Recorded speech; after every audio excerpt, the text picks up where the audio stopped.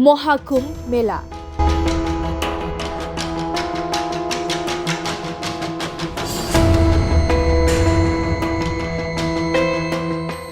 महाकुम्भ मेलाया मोनसे हिन्दु धोरोमारि दावबायनाय फोरबो जायखौ भारतआव मोनसे रुजुजायै ग्रहफोरनि गोरोबलायनायखौ दिन्थिनो थाखाय फालिनाय जायो।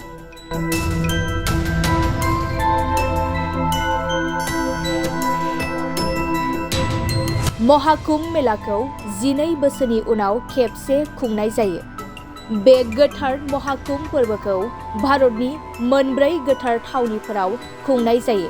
महाकुम्भ फोरबो खुंजानाय बैफोर गोथार थावनिफोरा जाबाय प्रयागराज, हरिद्वार, उज्जैन आरो नासिकआव 12 बोसोरनि उनाव खेबसेल' खुंनाय जायो।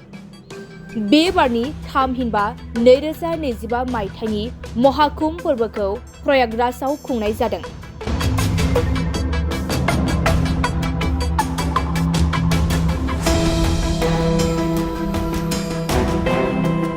जेब्ला बृहस्पतिया कुम्भ राशियाव हाबो आरो साना मेष राशियाव हाबो अब्ला महाकुम्भ मेलाखौ फालिनाय जायो, जाय 12 बोसोराव खेबसे जायो। बे फोरबोखौ समुद्र मोन्थोरनि हिन्दु सल'बाथाजों लोब्बा दं होनना फोथायनाय दं। बे फोरबोनि समाव गोथार दैमाफोराव दुगैनाया बिथांमोननि पापफोरखौ सुस्राङो आरो इसोरारि गुन मोननो हायो होनना सिबियारिफोरा फोथायो। सल'आव बुंनाय दंदि मोदाय आरो रायखसफोरा अमृत मोननो थाखाय लैथोखौ मंथन खालामदोंमोन। बे समावनो अमृतनि मोनसे बोरथोन नुजाथिदोंमोन। बेखौनो मोननो थाखाय मोदायफोर आरो रायखसफोरनि गेजेराव मोनसे दावहा सोमजिदोंमोन।